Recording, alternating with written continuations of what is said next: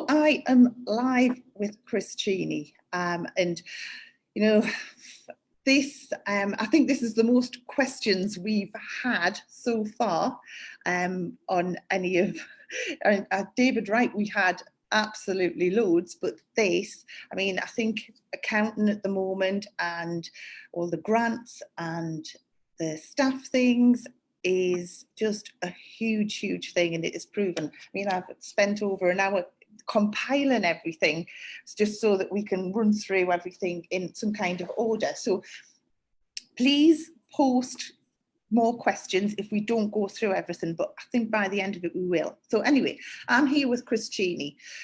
Some of you, I know we've got some of your clients on here as well. I know we've got clients who, yours and mine as well. But Chris, anybody who doesn't know Chris has a company called CDC Accounting, and his wife Sara also has a fantastic clinic. So Chris knows our industry so well, and now works with, how many salons do you work with now, Chris? About 80. About 80, yeah. So we're in really expert hands today, because, you know, not only is Chris going through it with his business and also with Sara's business, we've also, you know, he's also got 80 other salons who are going through what we're doing as well. And I know this is probably going to be so helpful to everyone. So what I'm going to do, if that's all right with you, Chris, I hope you've got a cup of coffee ready, because we've got so many questions for you. Is there anything you want to add first of all to that intro about you, you know, or have I covered? I think you've covered it. So as you've said, my name's Chris Cheeney. We run CDC Accounting Limited. Started the business in 2014 with the sole purpose to work with salon owners. My wife started her business in 2008. So we're coming up to 12 years now. And through helping her with her business and her numbers, just inspired me to set up my own accountancy practice. I've always had a career in numbers, but I was more of a financial analyst. So I love a spreadsheet. I love getting down and understanding the numbers behind everything.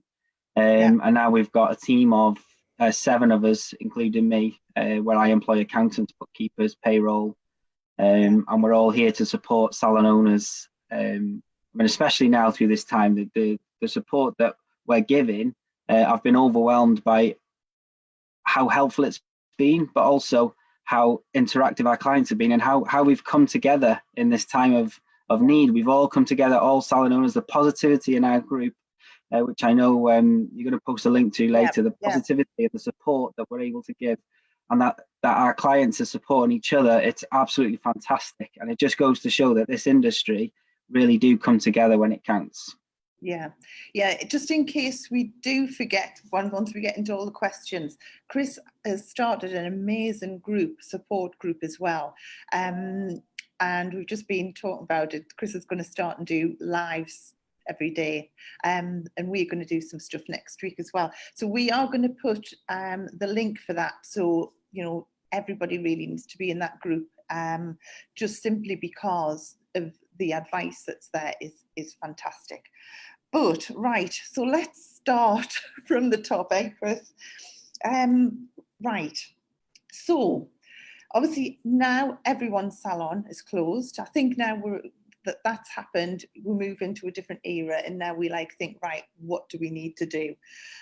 So what payments should I stop paying, first of all? Yeah, well, I mean, what I worry about is if we just stop all of our payments and then we restart our business again, and all of a sudden we're 3 months behind on everything, and not only have we got to rebuild our businesses, we've also got 3 months worth of payments that we've missed in the past. So I think it's more about having to speak to your landlord, speak to your insurances. If you've got any loans, speak to the bank to see if you can get payment holidays and maybe extend the periods at the end. Because what I'm worried about is that we'll come to the end and then we've got all this debt that we've got to pay back. I mean, the government have set up the grants and things to help us pay our bills through this time. They've set up the furlough payments for the staff so that we can let our staff go on a temporary basis, but the government will pay 80% towards that. All of these things are trying to help us maintain our outgoings. Obviously, from my point of view, and I'm sure it's the same for you, I've gone through my direct debits, I've gone through my standing orders, both personally and professionally, and I've been shocked at some of the things that we've been carrying on to pay, and really it's not necessary. So I would have a real good tidy up of your banks, really good tidy up of your personal accounts, and just get rid of all the dead wood, get rid of all the things that is not really serving you. You know, you've signed up to a software product and you've not used it, but you're still paying it because you think you might do in the future. I would really think carefully about all that kind of stuff. I think as well, I mean, I've been contacted by a few salon owners who have like said, you know, they've contacted, for example, their telephone supplier and things like that. And they've actually got like just a free month. Not deferred, just a free month and things like that. So I think it's worth just ringing everybody anyway, isn't it? Just to, you know, once, I mean, sometimes at the moment it's a little bit hard to get through because of how everyone's working, but you know, I think it's a great thing to do anyway. I always get my clients to do that, go through. You know, the first time I ever did it, I saved over £5,000. I was massively overpaying because I was just head down working in the business. And like in my insurance and things, like I was just paying it and I hadn't looked at it. And, it's a good time to really get your paperwork in order. You know, your contracts, your lease. I mean, I was speaking to one of our clients, and unfortunately, she had a lease on a room that was part of a larger building, but her landlord hadn't assigned it properly, so she's now not going to get that £10,000 grant. So this is going to be detrimental to her business. And I hope, well, I say hope, I mean, the hope is gone, I think, with that one. But what's really important is that we now take this time to really get our paperwork in order and make sure that we're not being let down by our landlords. We're not overpaying on, we know when our contract's up for our electric, for our card payments, for all these kind of things, and we're on the ball with it. You know, when a contract's coming up to be renewed, let's get on it 2-3 months before and start shopping around. Yeah, it's a great time just to have a list of like sort of your policy numbers, when it ends, your contact number, who you've spoken to, everything like that, isn't it? And I mean, we're possibly going to have 3 months, so we've got no excuses this time around, have we? You know, when our businesses reopen, it should be like, we should be on it, shouldn't we? Yeah, we've got something to look forward to, especially. Yeah, it's a time for reinvention, I think, as well. Right, these are quite similar. Can I just so we can skip through. Can I just cancel direct debits, or do I have to write or email companies first? I mean, you're entitled to cancel direct debits, but just beware that, you know, if you can, depending, I know there's a question coming up on credit cards, just depending on the type of direct debit you cancel, you do sign into financial agreements with some companies that, you know, if you fail to pay, then it could affect your credit rating.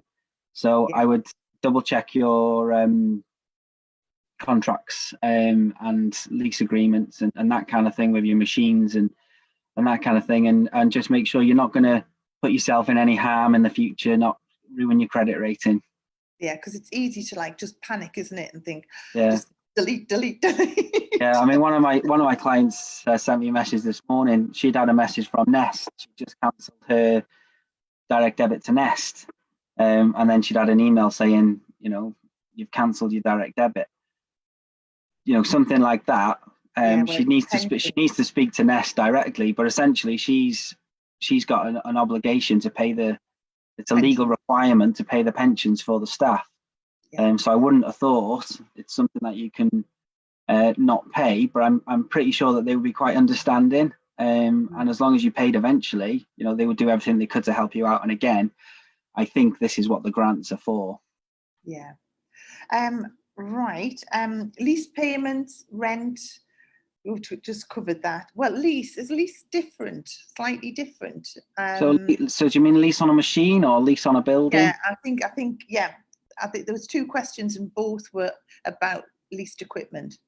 Yeah, leased equipment. Again, this is a financial agreement. Depending on the kind of lease that you've got, you're going to have to speak to the lease company. Whether they will help you or not is unseen. The client I was telling you about before, who's been unlucky with her landlord with regards to the rates, has also had her lease company refuse to extend or slow down. So it's not going to be easy out there. We've just got to be as nice as we can, write professional letters. If they come back with one answer, be nice, be professional, but go back with a counter offer and say, well, what if this or what if that? Yeah. In theory, these companies are having support from the government as well. So I think we've all got to try and come together, but don't throw your toys out the pram, I suppose, and start being nasty, because that's just going to put people's backs up and they're not going to want to help you. Yeah. Can I stop credit card payments? What I would say with credit cards is don't stop the payments. I'd always just pay the minimum balance if that's all you can afford. Just make sure you're paying the minimum balance. Otherwise, they will chase you for payments, and it will affect your credit rating. I would hope that in this time we're all in the same boat. So I would hope that they wouldn't do anything untoward. But again, communication is key. We need to keep communicating with these people and just ensuring. And yeah, I suppose we're all going to be spending a lifetime on the phone, on hold, waiting. But the staff in these companies are also struggling. They're working from home. You know, we're in a different world at the moment. We just have to have. And we've got plenty of time. That's the thing, isn't it? So we've got time on our side at the moment. Right. On to payroll. We've got lots on payroll. So can you explain the 80% payroll? Do I lay off staff? So the government have offered an 80% scheme to pay the employees. It's called furlough. And this scheme is for anyone that, if the business is closed and the staff have no work, then you can put them into furlough. And what furlough means is that they get paid 80% by the government to essentially sit at home, but they're not allowed to take part in any work in the business. HMRC are building the system right now. It's not even built yet. I can imagine that they've got these coders sitting in dark rooms just typing code as we speak. And they say they hope to have it done by the middle of April, but if not, by the end. And I think we've got to bear with HMRC on this, because I can imagine it's going to be a massive task. It's like processing the biggest payroll ever, isn't it? You know, like for millions. Yeah, I mean, it's like building a computer system in a day or something. You know, it's there's a lot to do, but I'm sure they've got all the resource on it, and they need to prioritize this, and they need to have it in place for us, because you know we're in the dark at the moment. My understanding is that the employers will have to pay the employees the 80% and get the money back from the government. But I can't 100% confirm that, because we just don't know. It's not out there yet. Yeah, because the thing is as well, because a lot of payrolls are just a matter of days away. Sorry, that's just my phone. They're just a matter of days away. You know, and a lot of people haven't got the money to pay the payroll, because they obviously since this has started, it's just been, you know, it's been like, you know, clients cancelling things. Yes, so what happens if someone hasn't got the money to pay the payroll? What will they? I think it's just a matter of having a conversation with your employees. There are loans available now with the government that you can apply for, and I think it'd be worth applying for that. And even if you pay that back once you get your grant or something, just get that money now. I know there's some links in our Facebook group. If you head on over, Joe McArdle, our practice managers, put some links into the government loans. It would be worth applying sooner rather than later if you think there's going to be a shortfall. But this is where cash flow is really important right now. It's something that we're focusing on with our clients.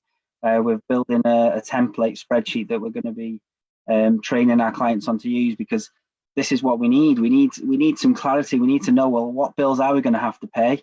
How much loan do we need? How much grant are we getting? Just so that we can put some measures in place to see, well, when this is all over and we're still going to have our heads above water. Yeah. So the thing is that obviously if everyone heads over to your page and gets the grant information, the applications and things. Yeah, not grant, loans. Loans, sorry. As well, I'm going to do a live with Nikki Kilkenny, and she is head of business growth for NatWest Bank. So Nikki is going to do a live where we're going to talk through what you can get from your bank, what's available, and how they can help. Because although she's NatWest Bank, they all follow suit. So, and NatWest are huge on like working with entrepreneurs. They're really, really supportive. And I mean, Nikki she's just she just knows anything and everything. So that's going to be the beginning of next week. And then I know as well, we are going to be doing some work next week, walking everyone through all the different stages of things as well. And I'm just working with Connor at the moment, because I think what we're going to do is everyone who's in your group, everyone who's in Beauty Entrepreneurs Hub, I'm going to give them all free access into all of what we're doing and everything in Beauty Directors Club. I've checked with the members that they're fine with that, but we're just putting it together at the moment. So Connor and I'll have that worked out soon. So there's lots of stuff there. Right. So I know, Steve, when you're talking spreadsheets, Stephen from We Fix Feed, Stephen was asking if there's any spreadsheets that you could that they could have to help. So I don't know whether I think what's best, if you get into our group, we're going to be announcing a live or probably a Zoom call that everybody can join. I'm just going to walk people. I'm going to give a template out for free, and I'm going to walk people through the template in a live, and then if they need extra support, they're going to have to ask. But obviously, there's only so many hours in a day, but we'll do the best that we can. Yeah, and then, as I say, I think we're doing 45 minutes every day next week, where it'll be like sort of we'll just have it planned so that people can walk through it. So yeah, that'll all work. Right. What happens if I make someone redundant and I don't have any money to pay the redundancies?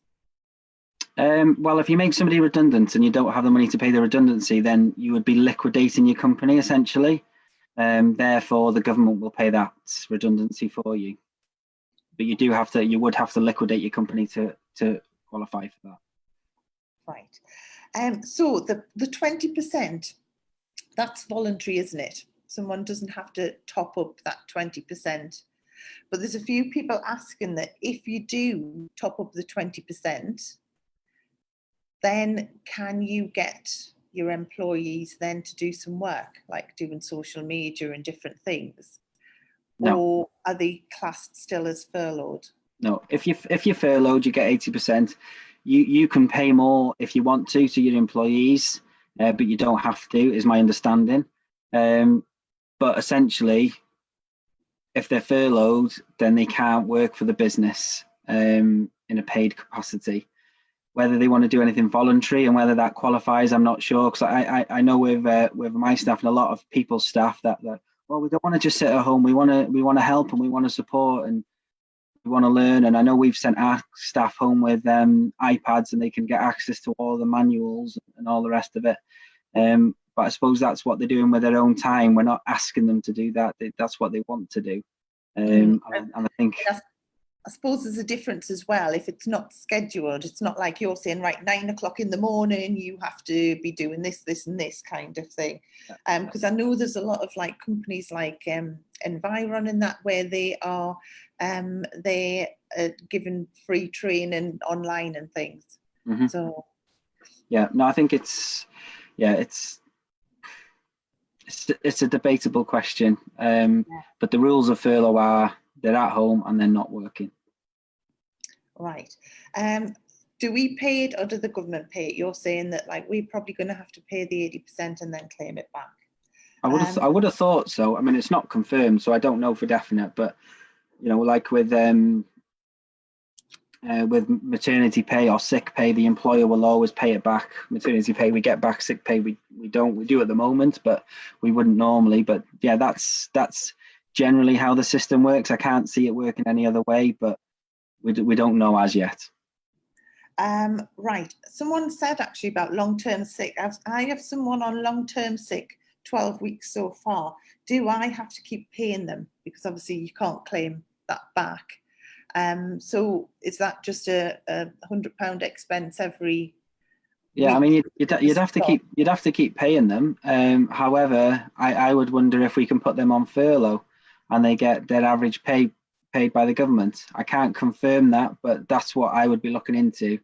Can an employee off sick qualify for being furloughed? Because essentially you're not getting rid of them. They're still accruing holiday pay when they're on furlough. They're still all the employment rights are still in place. And we're still saying there's a job to come back to when we reopen. So there's no reason why that employee on sick can't go on furlough and have a job to come back to. So, you know, with furlough, how is it calculated then? Is it, if someone's on commission as well, is it, you know, where it's calculated over 13 weeks or? We don't know. We don't really know. Don't know. It's based on people who are on the payroll at the 29th of February. Right. And they're going to have to average it out. They're going to have to average it probably 3 months, I would say, like you said, 12 weeks. They're going to have to average that out. Can I just ask that Anna asked a question as well, because she's got a 2-week-old member of staff, so who's not on the payroll as yet. What happens there if it's a new member of staff who has, like, in the first month? They probably won't qualify with Anna's business. Yeah. Because they weren't on the payroll in time. Were they employed before? Will they, because they've got history of being employed, will they get an average of that pay? I hope. I do not know. I hope. Otherwise, it's just going to be employment support allowance or universal credit. Right. And then it wouldn't be Anna sorting that out. It would be the individual sorting that out, would it? I think so, yeah. Yeah, I think. Right. So then what about apprentices? How do they get paid? Is it 80%? Yeah, I would have thought so. Apprentices are just employees like everybody else. So yeah, if they're at home not doing anything, they would qualify for the furlough of their 80% of whatever the government put in place. Right. So moving on to the grants, do the grants have to be paid back? No, I don't think so. I mean, a grant is a grant. You know, when you're given a grant, you're given some money that the government has given to local councils or local governments. This is just money to support business growth, business development, and in this instance, it's to keep businesses going. So these grants, is my understanding, will not need to be paid back. And does that work on the size of the business, or is it just a flat amount that's going to be paid out, as far as you can tell? So as far as I can tell, only in England at the moment, if your rateable value is below 15,000, you're going to get a £10,000 grant. If you're anywhere in the UK, then if your rateable value is between 15 and 51, then you'll get up to 25k. I don't think you'll get 25k. I think you'll get up to 25k, based on the rateable value of your property, I think. And I'm not sure what's going to happen for the Welsh and Scotland businesses yet. That's not been announced. Right. Okay. As far as I'm aware, anyway. So someone's asking, how do I apply? Go onto your group and find that's for the loans. There's a link to apply for the loans on my group. But but with the grants, the local government, the local councils will be writing to you to let you know if you've qualified for it or not. And they're supposed to be getting the money in middle April. So how long it's going to take them to process that for you is unknown. But yeah, we're going to have to hang in tight there until they're able to sort this out. Right. So the interest-free loans. Sorry, can I just say on that grant as well, just call your local council as well, because what I don't want you to do is sit and wait for this money to drop, and then we find a problem like my clients had with her landlord, where she doesn't qualify for the rates now because she wasn't registered in the building for whatever reason. Get on top of it now, call your council and see if you qualify or not. Because I don't want you sitting there waiting for this money to drop and then it doesn't drop because there was a problem with something or other. I think it's always good as well just to like sort of have a contact. Yeah. So try and ring and get the name of the person you speak to, so you've got like a contact. Even if say that like it's going to get sent out, then you've got like someone's told you that, and you can go back and chase up with that contact rather than just getting lost in the office of like. Because they're probably working from home as well, aren't they? Right. So, so the loans, are they through the bank? Yes. Yeah. Right. So I'll be asking Nikki about all of that and finding out loads about that. Next one. I'm self-employed. How do I get paid? So I believe there's a bill that is just trying to get passed through Parliament at the moment. And the way they're talking that if the information I've seen is correct, that will get up to £2,917 a month, but it'll be based on the average of the last 3 years profits in our business or what we've taken. So I'm waiting to hear confirmation. There is a bill. I was hoping that we would have heard more last night in the announcement from the Prime Minister, but unfortunately that last night was, well, rightfully so, last night was all about let's stay indoors. I mean, I'm working here from my caravan, if everyone can see it. I'm sat on the drive. I'm not on holiday. I'm You're just pretending you're having a holiday, aren't you? Just like sitting on the drive. This is my new office, and very comfortable it is too.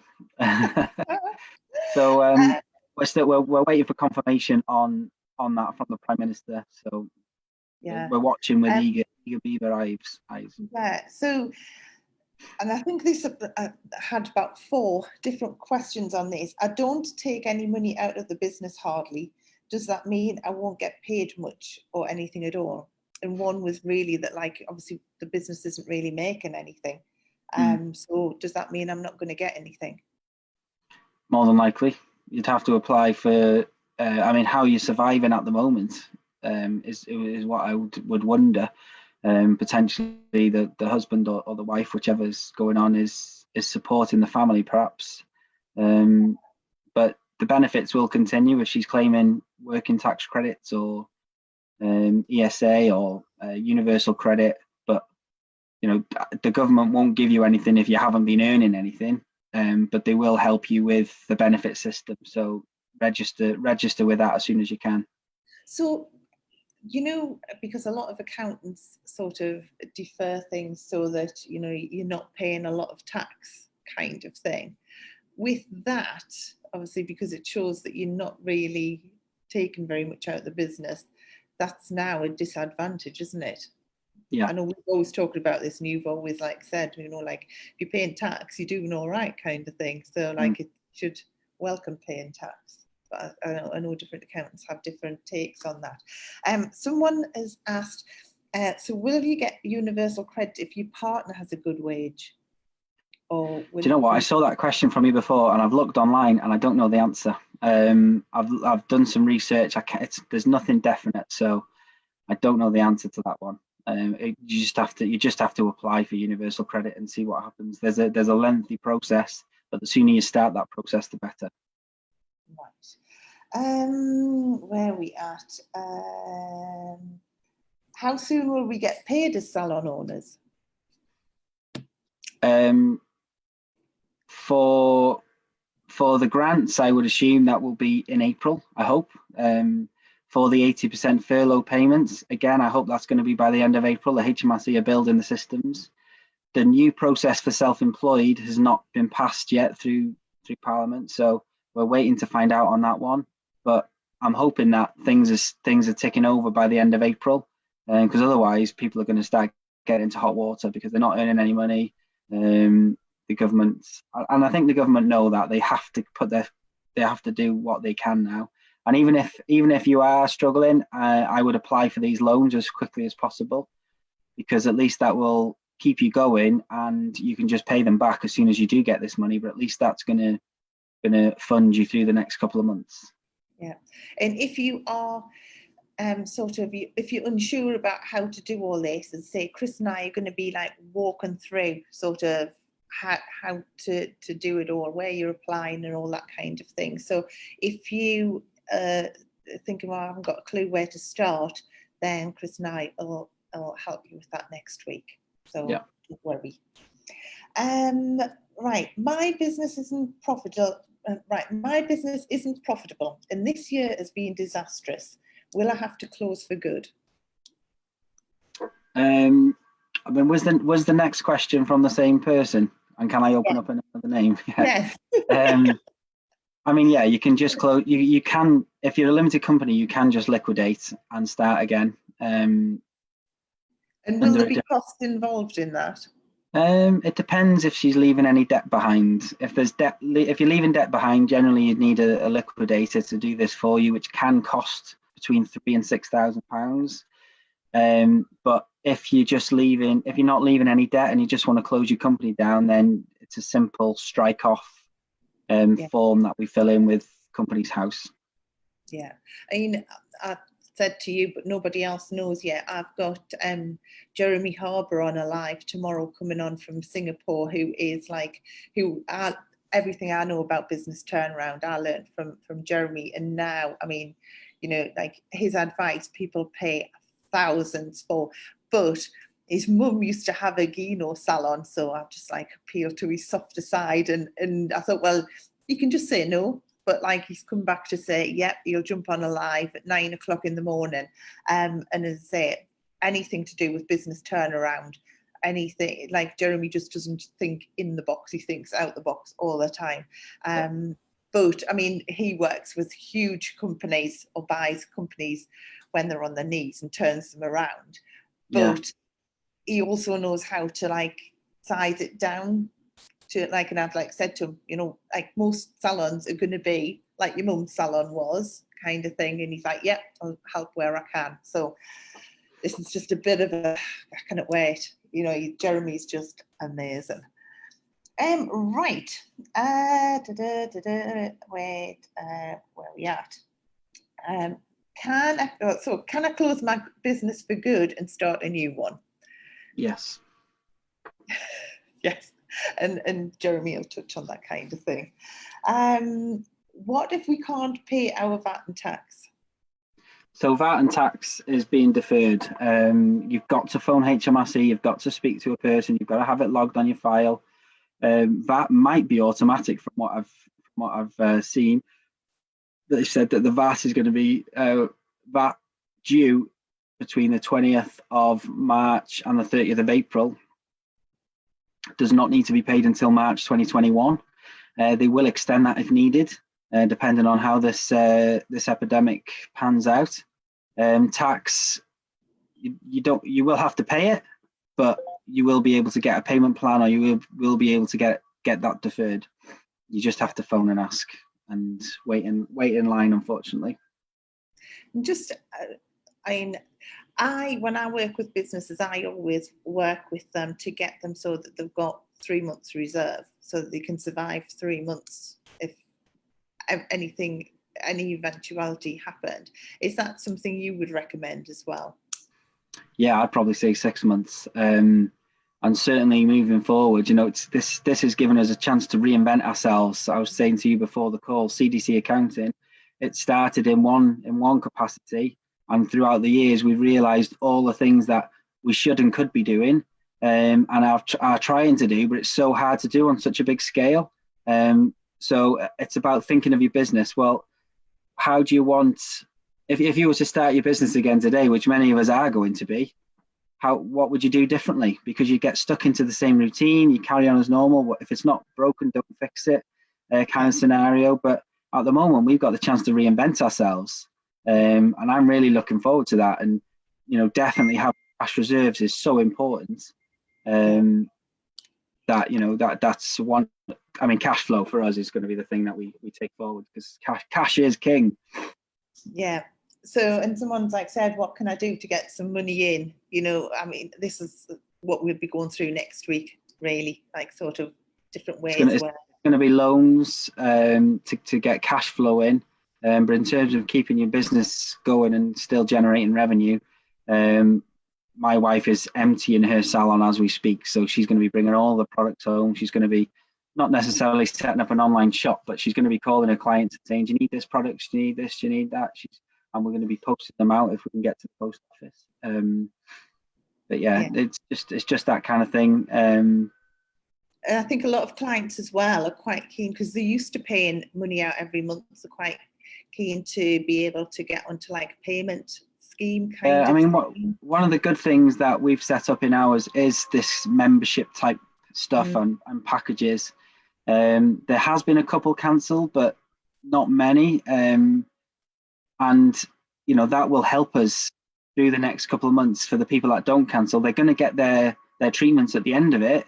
A lot of them are saving for Botox, they're saving for fillers, they're paying into skin plans where there's just paying like £100 a month for their skincare products. People will still pay that because they're going to get something back at the end of it. People are paying into VIP schemes, bronze, silver, gold, for example. And then when it's all over, they're going to have such a pamper. It's unreal. But some will cancel. I mean, I'm the treasurer of the local football club, the youth football club, and we've cancelled a lot of payments for them as well, because we've got to look after the pennies. So, but for the clients that can afford it, I'm sure you've all experienced it. There's a lot of clients that are like, can I just pay you money just to keep the business going? I know Stephen, our mutual clients, had some good success with selling vouchers or putting money on account. Yeah, and I think as well, it's at the moment it's one of these times where people are like spending extra on food and buying other things. Once that's settled down as well, I think that's the time as well to go back to clients and like say, right, we're putting this in place. The benefits are going to be this, this, and this. You're going to be our VIP client when we reopen or whatever, and have some benefits. There's lots of ways to work around it. So yeah, I mean, we'll be talking about that next week as well. Right now, where we are, I know Connor's sent over some questions. I'm just working through it. So,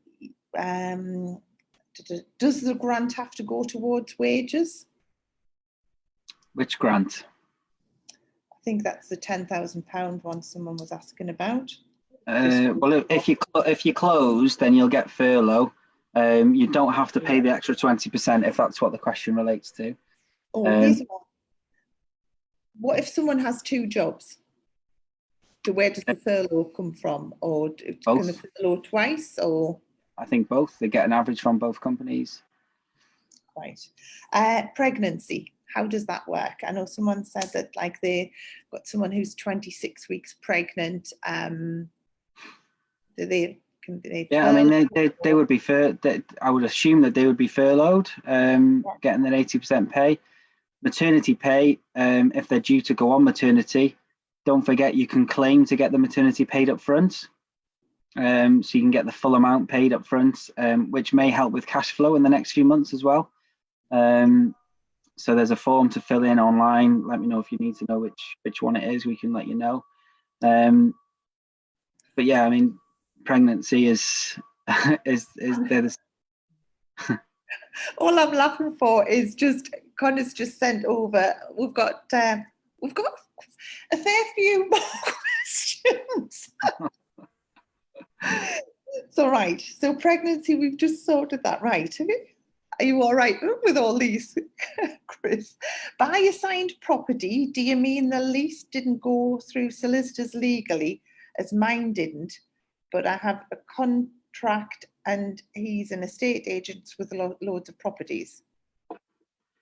So that's your client that the lease hasn't gone through. So it's one building which has got multiple occupancy. Each person who's got its own square footage, own space, should have a some sort of agreement with of domestic rates. So you would have had bills from the council for domestic rates, or you'd be told that you're within the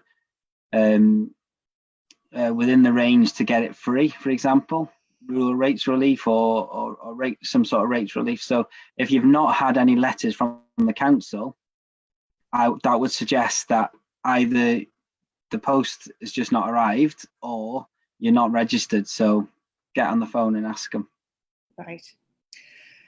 What happens if you're already in an IVA and need further help, as the grants are not coming our way until April sometime? IVA, is that personally or for the business? I mean, I guess IVA is going to be personal. If someone wants to know, that's a voluntary arrangement that you have. You're going to have to just try and apply for benefits, I would have thought. I'm not sure. Yeah. That's, as I say, it's a bigger question, that kind of thing, isn't it? If you're limited and you are an employee of your own company, can you claim 80%?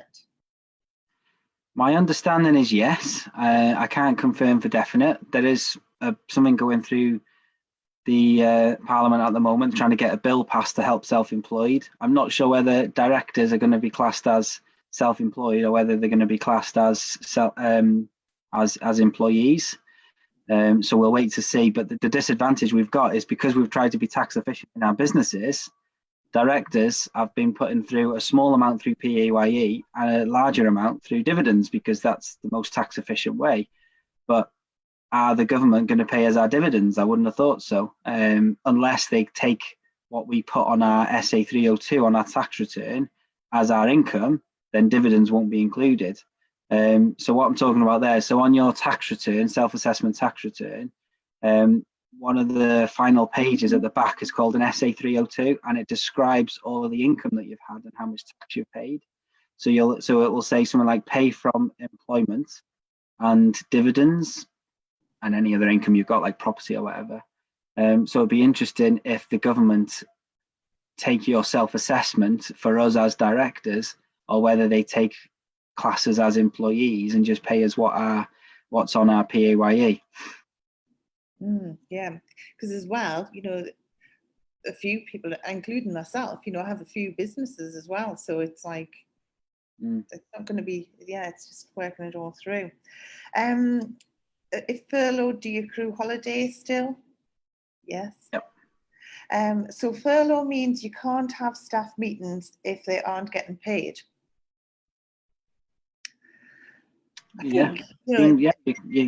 Officially, no, you can't. But you can catch up with your staff on a social environment, and you can discuss what plans you're doing with the business, I would have thought. I think that's it's. If you're calling people to staff, you can't enforce it, can you? Really? But I think most people's teams want to be involved and know what's happening with the business anyway. Does the 80% get back paid to March or from when it's set up? I think it's from the beginning of March, isn't it? From the 1st of March. It's unclear whether that includes that if you've let staff go from the 1st of March or close your business from the 1st of March, or whether they're just giving it anyway. Because it's for, if you've been furloughed and you've been sent home, then you'd assume it was for that. Otherwise, it's a case of getting extra money. So either way, we'll see what they say. Right. Do we run as normal PAYE on our system at full, but literally pay 80% or put through at 80% of the month's wages? So you're going to pay 100% of the hours that they've worked up until they've been furloughed. and then it's still unclear as to how much they're going to get under furlough. But no, you wouldn't put through 100% through PAYE. Do you think that the software, the likes of Sage and things, will put something in place so that it'll automatically? Don't swear at me, Susan. That was just one that came to mind. Yeah. So, payroll provider software. Do you think that they will put something in place? Yeah, I mean, will you know? Yeah, they're going to have to. They're going to have to adapt. We've been looking at moving our payroll provider anyway, but I guess the software that we use, Xero, we don't use that for payroll for our accounting. They've got a payroll element, so I'm sure they're looking into it. We use a MoneySoft product, Payroll Manager, to manage our payroll, and we've not heard anything from them. So we're just going to play it by ear. We're going to play it by ear, and we'll see what happens. But I mean, if you're doing your own payroll and you need some support, then reach out to us. Otherwise, I'm sure your accountants are all over what they need to do, or they're going to be certainly finding out the same way as us. Yeah, brilliant. If you're not registered for rates, can you apply for a grant? No. When you say rateable, is that business rates as I am rate exempt? When you say rateable, is that business rates as I am exempt? So yeah. If they're exempt, they should. If they're exempt, they should still qualify for the grant. Right. I take dividends out of my business. How does that work? We've just talked about that. Well, because nobody knows yet, do they really? Is it worth applying for universal credits and employment support yet, or wait to see what they say in a few days, as I'm assuming you won't be able to get credit help as well as what they propose? I would see which category you fit best into. If you're employed, then it's going to be employment support allowance. If you're unemployed, then it's going to be universal credit. But yeah, don't wait. Start applying. They can only say no. Yeah. My apprentice has just asked if she can work for Sainsbury's for 12 weeks on a temporary basis. I was expecting to pay her 80% from government and possibly ask her to do some admin. What should she do? Well, she can't do any admin if she's on furlough. Yeah. But furlough is there for the people who aren't working. So I wouldn't have thought if she was working, I wouldn't have thought she'd qualify. But I mean, that's great. If she's taking her initiative and going off and working for Sainsbury's and getting paid by Sainsbury's, then that's going to save the government some money. So I wouldn't do both. Yeah. No. But what she would have to do is probably let her go and re-employ her after, or maybe just because otherwise she'll be employed in two companies. So I don't know properly the answer to that one, but I mean, good on her for using her initiative. Yeah, because that's possibly going to be quite a popular one as well, because there's a lot of people they're crying out, aren't they, for people to right. Yeah, my wife's a nurse as well, so I don't know whether she might get called back into the NHS. Yeah, it's right. I'm just going to check to see whether we've got any more questions. I think we have covered them all. As far as I can see, I think we've pretty much done everything. Wait, I'll see if I can see anything that we haven't covered. Yeah, Chris, I think we've covered it all. Well, so I'm sure there's still going to be, what I would say to everyone is, this is going to be recorded. It's going to be in Chris's group. It's going to be in our group, in Beauty Entrepreneurs and things. It's in the Sing group as well. I think the best thing to do is to listen to it again, kind of thing, because there's a heck of a lot of information. If there's still some things that you're unsure about, then Chris's group's a great one for anything that you're still a little bit stuck with. Obviously as well, your own accountant is that's what they're there for as well, and that's what you're paying them for. So you know, sometimes how your accounts are set up isn't just totally general. So, you know, obviously as well, do involve your own accountant.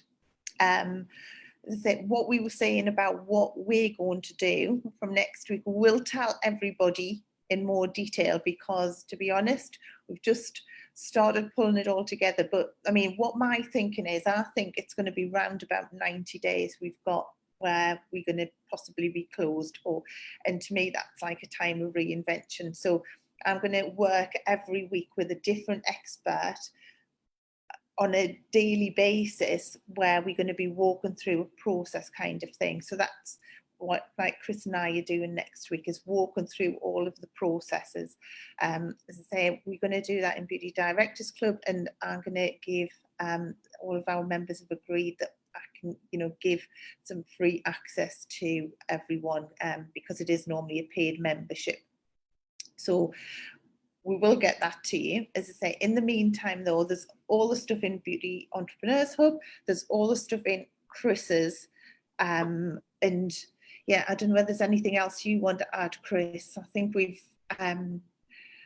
covered so much, and I'm so grateful for you giving your time, because you know, it is just such a time of uncertainty, and I keep saying this, that there isn't an expert in it, because everyone, it's not a situation we've ever been in. So all I'm doing is getting the best expert that I know of and putting them in a hot seat of a situation that, you know, is changing all the time as well, isn't it? I mean, the government are changing and releasing new things, so there isn't just a one solution fits all. Every business is different, everyone's got different circumstances, you know. So you know, I think one thing I would add is that I've been in a lot of different groups, and on my personal Facebook profile, there's people I know who are self-employed, and there's lots of duff information out there. You know, don't believe everything you read and act upon it.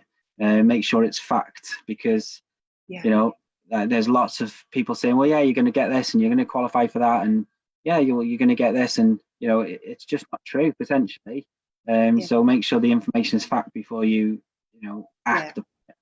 And as I say, that's why, you know, I know what I'm good at, but like, you know, there's so many things, you know, like if it's just business turnaround stuff, you know, but like when it's like the all this accounting, the grants, everything, you know, the way I'm looking at it is I get the experts in who know exactly what they're talking about, rather than, you know, there's just no way, like, because like you say, it has to be accurate. You're messing with your business. To be that it's the right advice that you're getting. So, and Chris, you know, this has been the right advice, you know, and I am so grateful, and I'm sure everyone else is, and yeah, you know, and I know, I mean, we've worked together quite a lot, and you are so supportive, and give so much of your time for free to